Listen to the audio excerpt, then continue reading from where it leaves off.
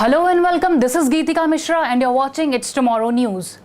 Severe thunderstorms will be more widespread than usual for late July in the Midwest and Southeast through Friday as the jet stream carves out a pattern change that will be in place into next week.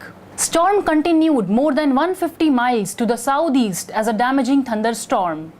Gas pumps at the fire grounds near the Keosauqua airport in extreme southeastern Iowa were blown over and building was damaged at a country facility near the fairgrounds.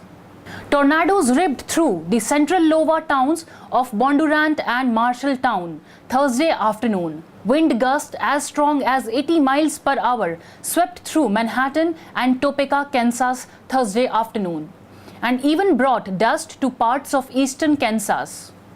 The National Weather Service is reporting catastrophic damage in Marshalltown, including missing vehicles, ripped off building tops, and downed trees and power lines.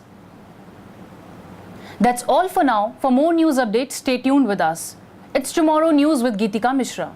If you like the video, please like, share, and subscribe.